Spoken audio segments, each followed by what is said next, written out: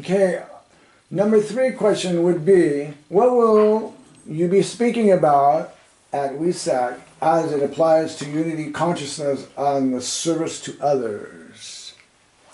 I work with I'm a medium for 2 cosmic souls. One is named Hiawatha, who's in our history books, and the other one is Bobo Anamalia. And what Hiawatha does, there will be a meditation. One of the sessions will be a meditation. And he will take the people on a journey and show them how to expand their awareness larger than our Earth, larger than our galaxy, and larger than the universe. And then from that level of first expanding the awareness, then he takes them back to that original source, that place that people call unity consciousness, or consciousness itself, or the absolute, one's own being. And then he shows people how it was they first emerged from that quality of consciousness, and then how it was they first entered our universe, our galaxy, and the Earth. So that when you're experiencing unity consciousness on the Earth today, what I find is most people are still confined by the 3D of the environment of the Earth. Yeah. That you're sitting in your chair and all of a sudden you feel that unity consciousness, but you're still bound by who you are. So this is a very, actually quite unique meditation to show you how to first expand your awareness larger than the universe, then come back to that experience of unity consciousness. Unity consciousness, okay. And then Vovo Anamalia, just because that'll be a second session, what she does is she comes from a tradition that came out of Africa, where they had seers who could look into the universe and see how the universe came into being and what were all those different fundamental forces that created an environment called the universe. And so today, in that tradition, people understand those forces by how they see them on the earth, the fire, the water, and the air. But rather than introducing people to the forces within those elements that they see in the earth or upon the earth, she shows them how to expand their awareness and see those forces before they became manifest in a physical form. So that will be her session, and she does it through dance and music. So it won't be a meditation, it'll be where people are dancing and moving and enjoying it that way.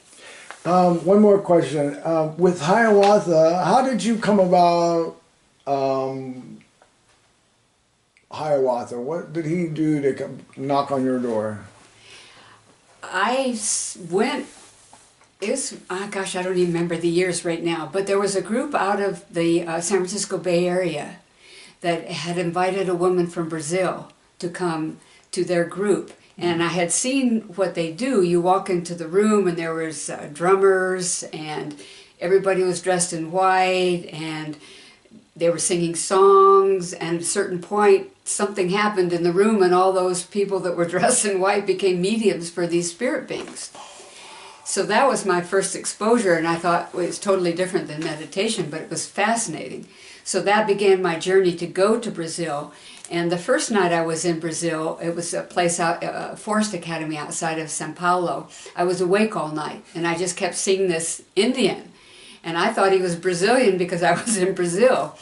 And then when I came home a couple of months later, I just felt compelled to go to the library.